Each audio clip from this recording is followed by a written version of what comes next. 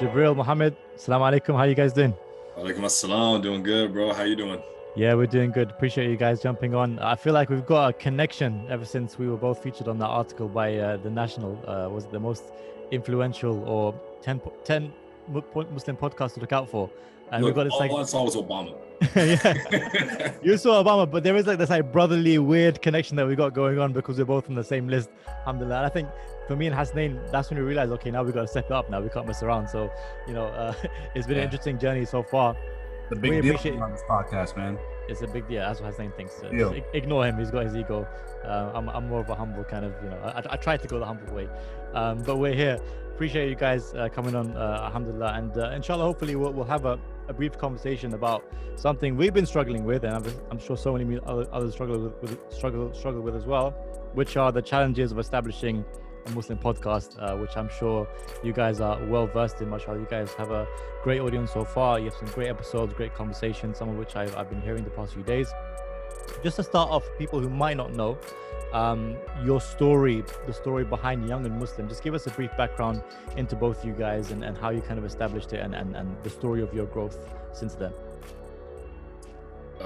Yeah, I guess I'll go because I'm the first to talk. So Mohammed and I, we've known each other for going on 12 years now. We met in college. We were the only two Muslim students in the school. So naturally we gravitated towards each other as we were both stealing food out of our cafeteria, right? Over years and years and years, we came up with different things, different ideas to do stuff, and then we landed on a podcast. And we started that in 2018, really just wanting to talk about the things that we talked about with each other, right? But actually make those conversations something that we felt more people would want to hear. More people going through those things because we have a very, checkered sort of experiences. So we started the podcast and was putting out one episode, another episode, and here we are now 100 plus episodes later. Amazing. Mohammed.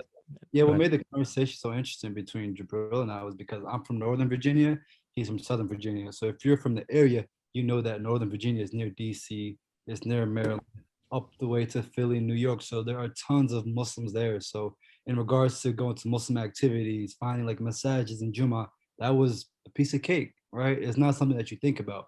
Then when I went down south, because I went to college with Jibraeel, as he mentioned, that Virginia wasn't in college, there were no masajids, right? There was no Jummah.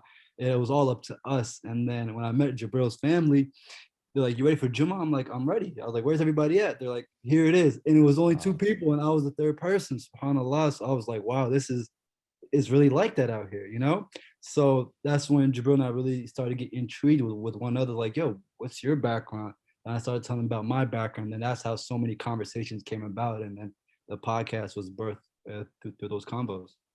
What was the difference like? I guess it's a heavy question, but just briefly, what was like the difference in spiritual upbringing, let's say, growing up in these different environments? Because I'm from London, Hasnain's from New York. There's Muslims everywhere. You can't walk the street without seeing a hijabi, sometimes even a niqabi. There's mosques everywhere. There's halal fried chicken shops everywhere. Muslims are a big part of where we live. And I find it so interesting that so many of us in the West grow up in these communities, regions where there's barely any Muslims. So what was the difference like in your, let's say, spiritual upbringing and coming to know Islam, where you were, Jibraeel, compared to where you grew up, Mohammed? I think the biggest thing was the expectation of the individual versus the collective, right? Because there are so few Muslims here, it's pretty much on you to uphold your Islam. Like you're not with 5 of your homies in school. So when I was going to high school, middle school, intermediate school, primary school, I was the only Muslim. So it was really on me to uphold my Islam for myself. And you quickly start learning what is your religion for yourself, right? And you learn that even more so once you're on your own and you live in different places from your family. So I think that was probably the biggest thing that maybe was a shock to Mo when he came down, was that, oh, so I have to be Muslim not just when it's Eid, not just when I'm around the family. It's like, so it's just us. And that was a real struggle for us because you're in college and there's every temptation that you can think of imaginable right there in front of you, and no one's saying like, nah, don't do it. So it's like you having to come into your own and be responsible for that, knowing that there's only two of you or one of you or nobody else like you, even nearby. That's incredible. And Mohammed, what about? I guess your experiences would be similar to us. I'm guessing. Yeah, I would say it would be similar, but also a little bit different because there's levels, right? In regards to everything, there's levels of heaven, there's levels of hell. You know what I mean? So when it came to the Muslims up here, there was different levels. You had the Muslims that were in the ISA and the Islamic schools and the masajid after school program. Then you had the individuals that would visit the masajid because their family would take them. Then you would have people like me that would just come on Jummah, or we would slip through the cracks because our parents were working all the time. So my dad worked all the time. My mom wasn't home. I didn't have a ride to the masajid. So we were my community, we were some of the Muslims that just fell through the cracks that were just kind of in the streets, you know? And the Islam that we learned was through our family and through our culture, which wasn't always the most pure, accurate, because it was passed down from our grandpa, from his father to, you know? So when we learn something, we don't ask questions. We just follow, we just abide. You know what I mean? And sometimes that hurts us because it's always good to ask questions. In Islam, you have to know what you're doing. Everything's intention. So when I came down, I met Jibraeel. He's like, "Why do you do that?" I'm like, "Because my dad does it." And then his dad does it. So it was a lot of ritual stuff that I had to break when I met Jibraeel's time because, like, mashallah, they went by the book and they were able to not only find Allah through the text, but find it through creation. And my spirituality grew a lot because a lot of things were fear mongered in my community, just like haram, hell, like those were Yeah. a lot, right? And when I came to Jibraeel, he's like, "Yo, like, looks like a lot of your practice is based off of fear." You know what I mean? I'm like, "Isn't that kind of how it's supposed to be? Like, we're not supposed to do stuff because of the fear of what's gonna happen." He's like, "Yeah, that's understandable, but we have to live in the middle. You know, we have the wisdom and understand that Allah is also the most merciful, and can forgive us for what we do, and you can also you can enjoy life and not be so uptight." Yeah. So, go ahead.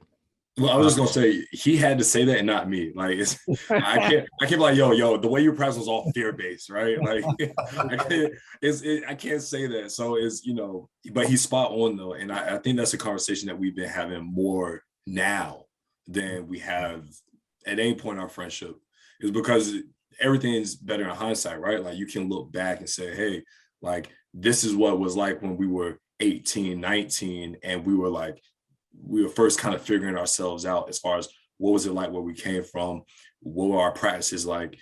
And by no means was the way that I brought up absolutely perfect, right? Like I've definitely learned things from his family, and there's a stronger sense of community because he does have that lineage with the religion. But I think when you have friends that come from such polar opposites, you have no choice but to learn what's on each side of the plane. In terms of how you grew up, how you're learning, how you practice. And you want to stay with some of those things. But I think over the years and truly through our platform, we've learned that the middle ground is where it's set. That's where the nectar is the sweetest, right in the middle of the flower, you know? Right. There's a lot to unpack there with what Mohammed said. Number one, the whole practicing with fear, growing up, my dad would always say, I'm a God-fearing man, right? And I didn't understand the beauty of just switching that sentence to I'm a God-loving man, and how much more powerful that is for you when you go about the streets and you like. So there's a story. I ran into a priest and he was just like, "Hey, you need Jesus in your life," and I'm like, "I do have Jesus in my life. Don't worry about me. I'm good." Then he was going about, because in New York it happens all the time. Like, listen, I have Jesus in my life. Don't worry about it. And he's like, "You need to be a God-fearing man and this, that, and the other." Because he saw me in my suit and tie. I work in finance, and everybody thinks finance is the devil's industry, right? I mean, anyway, so another podcast. So long story short, I simply turned around to him and I'm like, I'm not a God-fearing man. There's nothing to fear about God. I'm a God-loving man. And that's what brings me closer to him. So just simply switching that sentence around, because I know we use it a lot, not in that context, but in whatever context you use it, we use it a lot. And that really changed my life. So that's point number one. Point number two is interesting how you brought up the whole, I was brought up in a culture and in religion, and in today's world, it's so easy to mix the two. And even though it's okay for culture to fit in your Islamic values, the religion is before the culture. And like I'm guilty of it as well. Being Pakistani, we have, like, if a black cat walks past you, you're gonna have a bad day. If you cut your nails at night, you're gonna die tomorrow morning. Like, I don't know what it is, right? So we have those cultural things. And I just tell my parents, like, yo, where'd you learn this from? Just because I'm reading the books and I'm reading the text, and like, I'm good. I'm Gucci. I don't care if a black cat walks past you. Just, give it some milk or whatnot. So something I'm learning today is separation of culture and Islam. And slowly what I'm learning is I'm not in tune with my Pakistani culture as much. Like, I love the tradition. I love the food. I love the clothes. That's fine. But I also love culture of other cultures as well, like the Afghani culture, the Iraqi culture, the Sudanese culture, and whatnot, the Ethiopian culture. I've had Ethiopian food for the first time last week. It was amazing. And I'm getting introduced to these cultures that I love. But then when you take a step back, I was like, my religion is my religion, but my religion is also my culture, because it opens up other cultures for me to appreciate. So it's just, just two things that, you brought up, and it just clicked to me because that's exactly the conversation I'm having this week. Go ahead, Nuri. I went on a rant there. No, I like it. Love to hear your opinions. One thing I want to ask you guys is, I find it so interesting that you guys both seem very sincere in this spiritual journey that you're going on, and constantly looking for, I guess, an element of truth. And I guess, how much does that seep into, or how much do the conversations that you have on your podcast seep into your spirituality? I mean, do you find you guys having conversations seeking to grow yourselves in your own way? And to what extent do these conversations help you navigate your own Islamic spirituality and identity? They're 100% raw, 120%. So we got to the point where we had to stop talking on the phone as much to keep up with each other. Because when we were in school, we adopted this thing called the buddy system, right? Essentially, we're each other's accountability partners. So with that, it was like, I remember immediately after school, it was like, yo, hey, bro, make sure you go to Jumu'ah today, da, da, da. Hey, make sure you pray today, da, da, da, right? And, that would ebb and flow up and down in waves. And so it got to the point where we were like, yo, we got to stop talking so much so that we can save this stuff for the podcast. Right. And so we can come up there, be as authentic and as real as possible, because the reality is the stuff that we would ordinarily talk about on a regular basis, we want our audience to also engage in those conversations, because we don't know what people talk about behind closed doors, but we can only assume that if people are struggling with their faith, people are struggling with their spirituality, people are struggling with where they actually belong in the world as much as we are, then these conversations and these questions, maybe they're asking them, maybe they're not, but they are asking them, then this podcast, we want this episode to be the thing that strikes the iron for them, that thing that sparks that fire for them. And maybe they take it on a whole nother level than we've taken it, but we want to at least be that inspiration for helping someone align better on their own spiritual path, Yeah, no, just kind of to piggyback off what Jibraeel said, very well said. I feel like when we first started the podcast, because it was a young and Muslim podcast, we focused a lot on the Muslim portion of it, right? We focused on the prayer, we focused on the fasting. And then as we started to get older and wiser and more in tune with ourselves, we started to talk about more of the young portion. When I mean young, more of the people, right? We weren't so heavily focused on the Muslims and more focused on the people. For example, we just went to Jamaica, right? And we learned about Islam in the Caribbeans. And what that did for us was just open up our mind in regards to being able to farm, right? And grow your own food. And you see a lot everywhere. You feel me? So when your mind and your heart opens up and you start having conversations, now you can have that spiritual conversation with anybody, right? And they're not even gonna know you Muslim. Yo, they're like, yo, there's something special about that guy. You follow me? In the same way with Jibraeel, at first, when we first started, like, oh, that guy's Muslim. They can kind of tell right away. We're not trying to pigeonhole ourselves, because we know that the Quran, our Prophet Sallallahu Alaihi Wasallam, was sent to mankind, or it was a mercy to the people. And every prophet or messenger that was sent spoke the language of the people, And right now, with the struggles that the young Muslims have, including us, we're just speaking the language of the people now. You follow me? So we're not too focused on the text. Because if we were, then that's when they go listen to Mufti Mink and other people that are more knowledgeable. But that's not. Yeah, and to Muhammad's point, one of the things that we talk about a lot more now is, I guess, kind of on that route of like Tony Robbins, right? Like self-help. How do we make ourselves better? Because all of these things, Hassan, you said it best. I'm not a God-fearing man. I'm a God-loving man. And if I love God, then it means that I love his creation. I love his creation, the people. And if you love the creation, that means that you love the trees, the mountains, the ocean, all of it. And you see God in all of it, right? So everything, like what we've come to realize in doing this podcast, that everything's connected. Everything is a part of our religion and how we interact with people, meaning we're not just talking about, hadiths and saying, oh, have good manners. Just like, yo, let's make this practical, right? Like if you see an old lady, open the door for it. Like, let's be cool. If you see trash on the ground, pick it up, put it in a trash can. So it's like, when we break it down to that level, it's like, it doesn't matter if you're Muslim or not Muslim. The podcast that we're finding is that we get a lot of non-Muslims that listen to it because it's just like, yo, like this is good life stuff. And I think that's what our religion is in itself. It's just, this is just good life stuff to make your life better, if you to be better for other people as well. I love that perspective of not trying to I mean, I guess embracing your identity, but at the same time not trying to pigeonhole yourself, because you're right. As we know, the Prophet, peace be upon him, was sent as a mercy to mankind, not to Muslimin. Allah is Lord of the worlds, not of the Muslims. And I think that sometimes, unfortunately, in our communities, we kind of forget that, and we're very inward looking. And I think it's important to work on ourselves, but sometimes we forget about the world around us. And I feel like there's this sense of almost arrogance that we have, that, oh, we are the guided people and we have the right religion, but we're not using those lessons to better the people around us.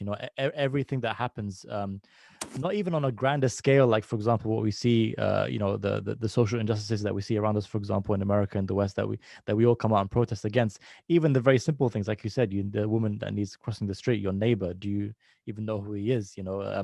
I feel like these are really opportunities for us to really practice our Islam, and I really appreciate that point.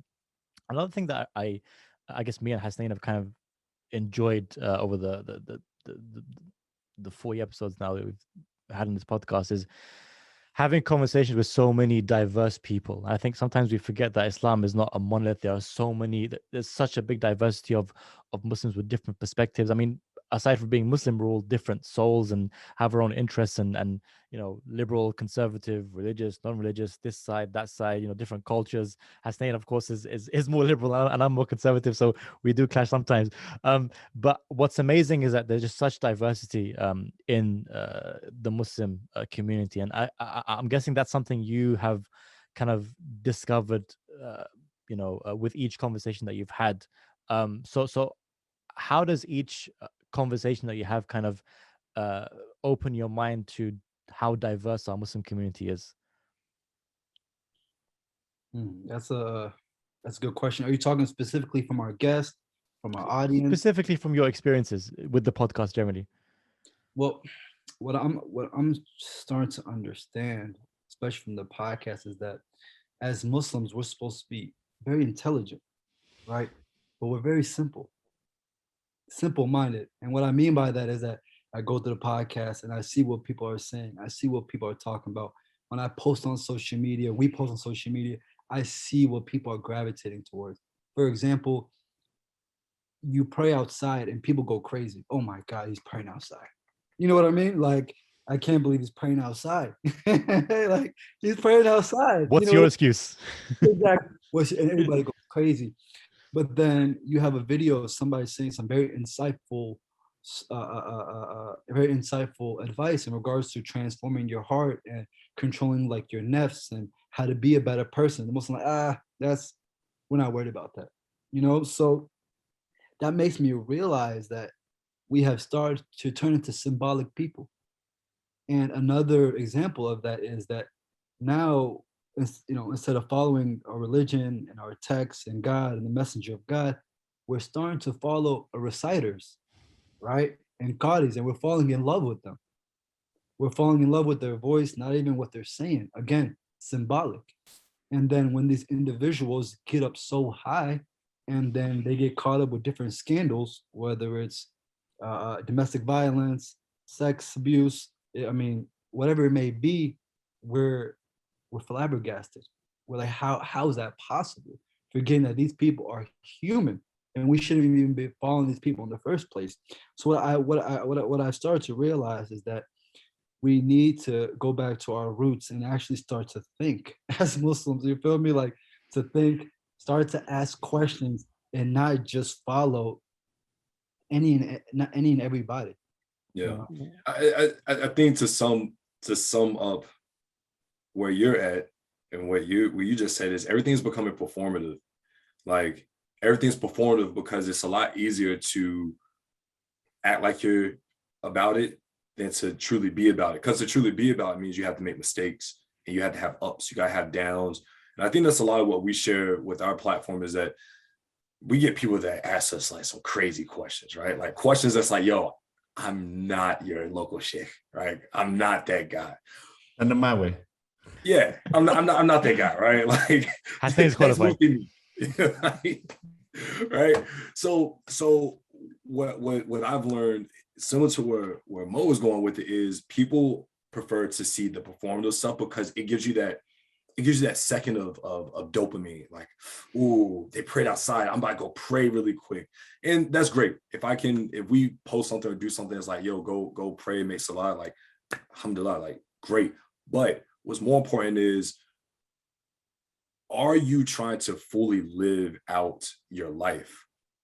Or are you just trying to live it out in sections? So what I mean by that is a lot of people aren't really trying to fully go through the life experience. And to go through life is it's pretty scary, right?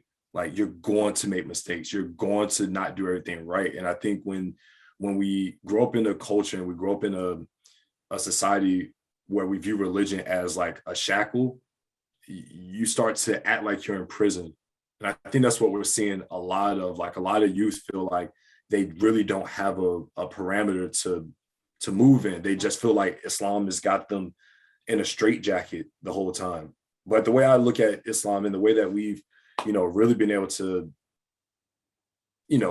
look at it for ourselves and then help that message spread within our audiences, Islam is like a blank canvas that has simple rules, right? But that canvas can be painted in the most beautiful way possible. And that's the individuality, as you said before. It's like, I can paint it completely blue, or I can go Bob Ross and make mountains and a beautiful lake. So when we start really trying to look at the people that we're encountering, that's what I'm seeing. That's what I feel like is a big issue that we have going forward. Mohammed, before Hassan jumps in, Mohammed, if I can ask you, I mean, you mentioned that you feel like one of the biggest challenges for Muslim community right now is that we're very simple-minded. Why do you think that is? Because I believe that people become simple-minded because they stop being curious, right? Their curiosity dies down. And then when you're not curious anymore, you don't have that tenacity, you don't have that the vision or that ample kind of amount, the ample space in your brain to be like, okay, what's next? Like, why? Just like we would when we were kids. Again, if you just listening to what everybody's saying and you just do it and you don't ask questions, then that's the problem. So when we go to Jummah and we never become the khatib, but it's the same khatib every week, whatever he says, you're not going to question him. Sometimes you might not even go and do your research. You follow me? So it's just whether it's at home with your family or whether it's inside the masajid. You feel me? We're just becoming more simple by the day. A few things to unravel there. Question number one is the simple-mindedness and the lack of questioning individuals. Do you see a difference between generations when it comes to that? Because you guys mentioned two things, right? Simple-mindedness and Islam becoming like a performance, or like I see him praying on the street. Oh, I'm gonna go pray because he's praying, so he's the leader. But do you see that that's because like there's a difference between your audience who are like Gen Zs who are growing up in this technology phase where everything is Instagram, everything is TikTok, and I gotta look for that performance to show my Islam versus like people like myself and you guys, I hope, millennials, right? Or baby boomers for that matter, who didn't have that. And we had to, like, at least for me, like, Islam was growing up shoved down my throat, kind of left Islam, but then relearned it on my own, which is why it's so much more closer to me now. Mm.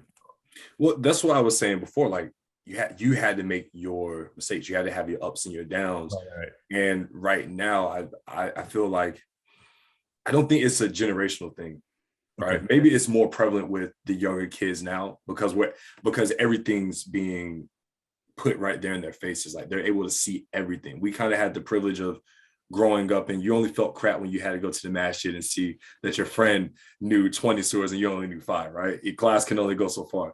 So like that was the only time you really had to feel that kind of comparison, right? That comparison anxiety when you were around other people. Now kids are feeling it 24/7. And it's not just with religion. Like we gotta remember, we're up against everything in terms of trying to get the youth to see that this religion is cool. Like you can be Muslim and still have swagger. You can still like live your life and be cool with your Islam, but that requires you to have to go through trial and error. Right. You know what I'm saying? And so I think that maybe it is because it's the generation gap, but you went through it, we went through it, and I think the young kids are going to go through it as well. That's why I'm constantly just beating at the door saying, guys, you gotta, it's okay to have the questions. It's okay to not be 100% certain. You gotta just go out there, keep your balance, right? Like know where your feet lie, but don't be afraid to take a few steps forward and a few steps back, a few steps to the side, right? Like you gotta see what level ground you're on. Yeah. Okay. I would add to Jibrail's point, because when I see the generations, I see 3 different kind of stacks, right? I see my parents, then I see me, and then I see the younger youth, right? So my parents, whether it's my dad or my mom, they learned from the local masajid or local sheikh who taught everybody in the village. You follow me? That's how it was. And if they had any questions, they would have to go find that imam or sheikh, but he could be busy, So a lot of questions weren't answered, or they would have to kind of find it on their own within the text, Right. And what I'm starting to learn is that the older individuals, they know the text, but they might not know what it means or the context around it. They know for face value, so it's hard for them to kind of not only explain it but to live it out, right? And when it comes to us, I feel like we're in the best position because we got the best of both worlds, right? We got the religion some people shoved down their throat, and then we started to learn on our own. Like, hey, we need to kind of unlearn some of these things that were taught to us, and this is the truth. So it's that happy medium. Now that I'm on TikTok a lot and I'm watching the young kids, the reason why they're promoting the Islam is more of a trend or try to be funny. For example, I see people post online like, come to Islam, you can have 4 wives. As you brother know, it's hard to have one. You follow me? So it's very difficult to have one. So, and then I see like that get like millions of views, like, oh, I want to come to Islam. I want to have 4 wives. I want to be a player, this, that, and the third. It's like, no, bro. And I'm sure you guys heard, I don't know if it's a hadith or what it was. When you're looking for Islamic knowledge, or when you were sitting with somebody that has that, when you're asking questions, ask good questions, ask intelligent questions. Just like Surah Al-Kahf, people asking, was it 3 dogs or was it 4 dogs? Was it 5 dogs? Why are you worried about the dogs? You feel me? Get the lesson. Yeah, so the younger kids right now asking some wild question. I'm like, what? Get the lesson, bro. You feel me? Like, get the lesson. Like, oh yeah, but I should be able to ask any question. Yeah, but did you think before you asked that question? Like Jibraeel said, we never turn anybody down, right? In regards to asking a question, but some of these younger kids have like, they have no boundaries with it. You follow me? So it's like, where is some of the guidance? You follow me? Well, I think it's also knowing the room. Yeah. Like read the room. Yeah, read the room. Like, fam, like, is this really the best place where you should be asking questions about X, Y, and Z? You know what I'm saying? Like, I don't go to Fuzi 2 to learn about marriage. Yeah. Right? You know what I'm saying? I think we're getting in a place, like Mo said, where influencers are starting to have more influence over people's own individual thoughts. Right. And it's tricky. Like, I got younger siblings. I see these kids out here, and they rather watch someone travel to Senegal than actually think about doing it themselves. Right. You know, it's so much easier to do that, to live life through someone else's piety, someone else's, like, I love watching my man Dr. Faraj Hassan, right? Love that dude. Cool dude. We've talked with him, real good guy. And it's like, I'm like, I don't want to just fall in love with listen to this guy recite, because he's great at it, right? He's great at it. But I'm like, who is he? Who is this guy? Like, he's a cool person. Let me get to know him and not just fall in love with, one day I'll be able to recite like that. Like, we fall in love, like Mo said, with the performances. And not to say he's performing, but we fall in love with the characters, not so much the people. I'm laughing because when we went on Instagram live with him, we were the first people that actually got to know him as a person. Like, he didn't recite. And then somebody came in the comments like, "Why aren't you reciting?" Well, I come to you for like recitation. It's like, yo, bro, you don't want to get to know him as a person. You know what I mean? So basically, they just come in, abuse. Also, they abuse the influencers or abuse the people that had the quality work, and then they get it, and then they're out. You follow me? Instead of trying to sit there and actually get to know the person. You follow me? Off the back of that point about young Muslims, what challenges do you think young American Muslims are facing, specific to that demographic? I think they're gonna really struggle to find themselves.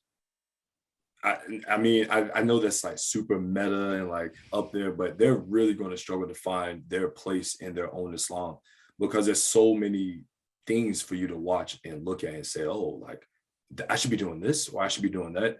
Like, Islam is vast, man. Like, it is huge. There's a lot of things that you can learn and things that you gravitate towards, things you don't gravitate towards. And everything isn't for everybody. And I think that when you have this illusion of options, when you have all of these things, this buffet of spiritual options, you can get lost in that. And I think that's the biggest challenge, is people don't like to spend time with themselves. People don't like to take the time to really hunt and say, all right, what do I need for my spirit?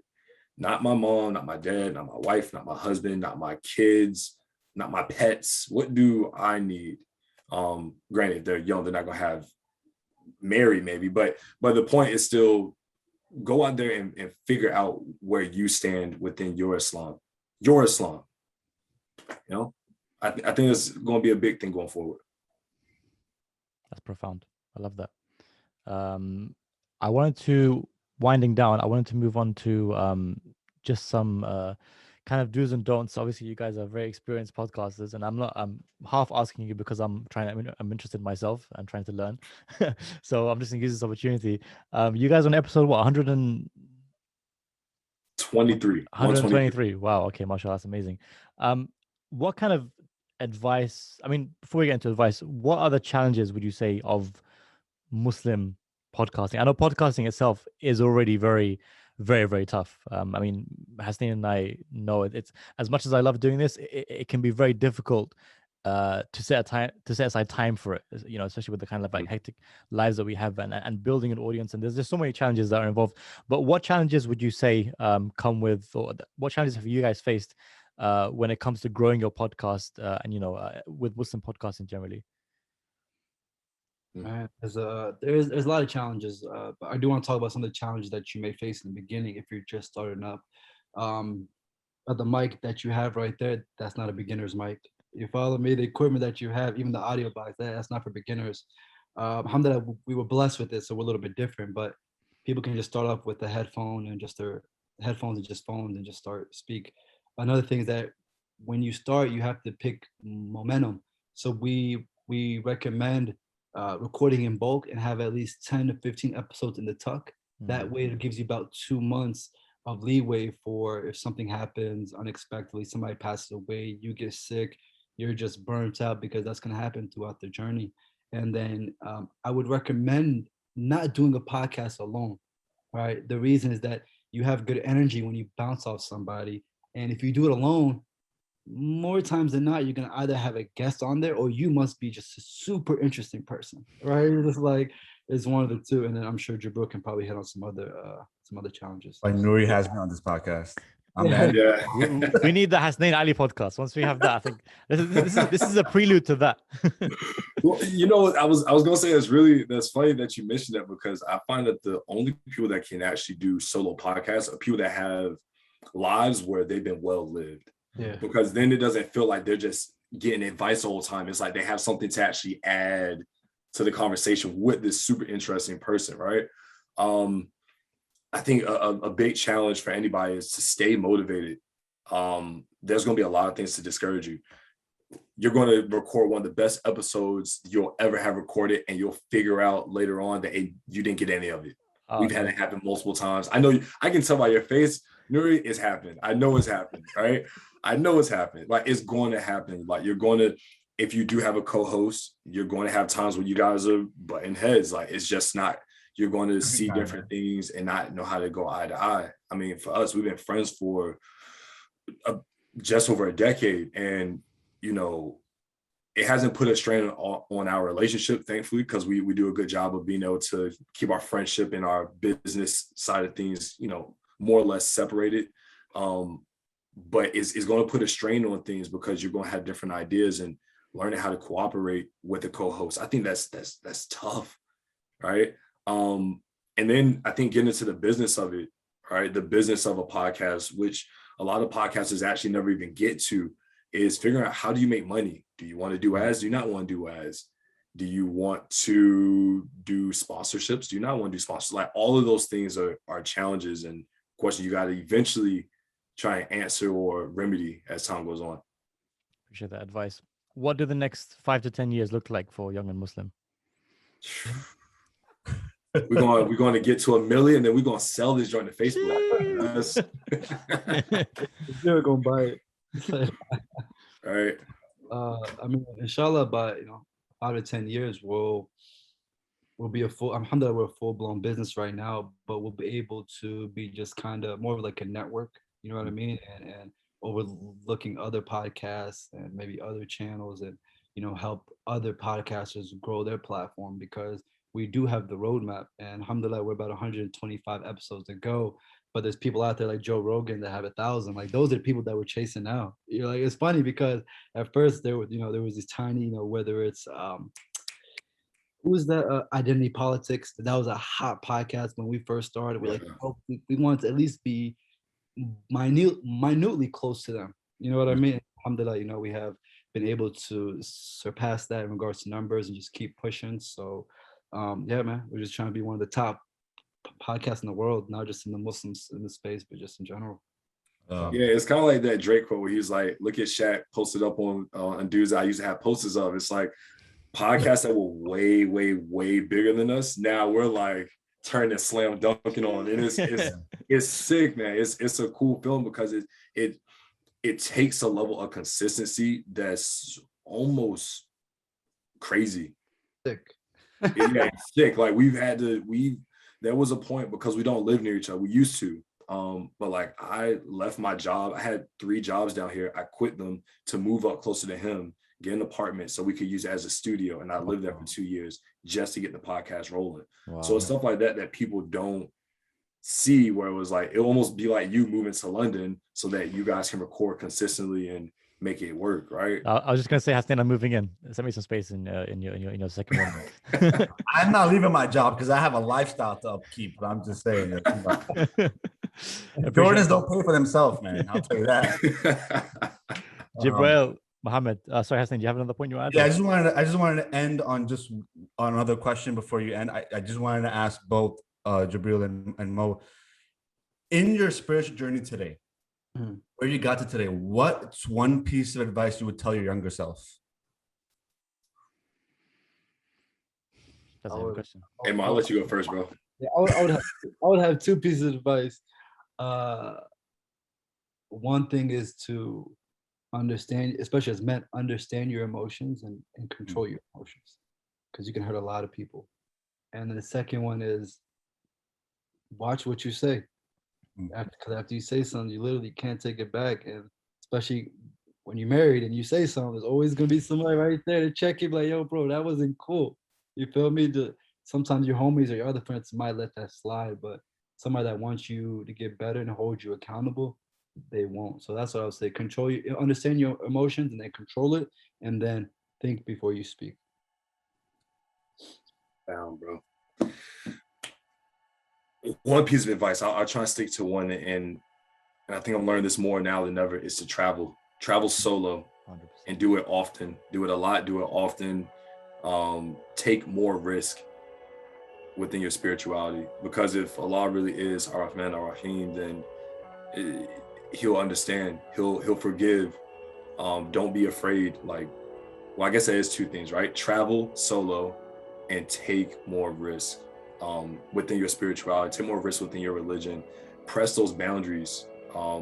Go over here, then go over here, go here, see how far you want your spirituality to span. Because eventually 5-6 years after that, you'll be in a position where you'll be very comfortable with yourself, and you won't have as many questions about where you stand with your morals, values, or your own religious beliefs. Yeah, profound. MashaAllah, well done. Jibraeel, Mohammed, before we let you guys go, where can people find your podcast? Where can they subscribe? And then where can they get in contact with you? Uh-oh. All right, so if you guys want to listen to the Young Muslim podcast, Mo, where can they do that at? Yes, you can find our podcast on any platform that you usually listen to podcasts on. So Apple Podcasts, Spotify, Google Play, Alexa, Pandora. You can also go on YouTube and find the Young Muslim podcast. And Jibraeel, if they want to shoot us a direct message or get in contact with us, how can they do that? Absolutely, Mo. You guys can find us on all of our social media platforms, Young and Muslim, YOUNG, the letter N, Muslim, Young and Muslim, Instagram, Twitter, Facebook even. Yeah, we got Facebook for the old heads out there. So yeah, you guys can hit us up. We are very responsive to DMs, and we like to engage with the people that like to engage with us. So there we are. Appreciate you. Thank you so much. Take care. Thank you guys. Appreciate it, guys.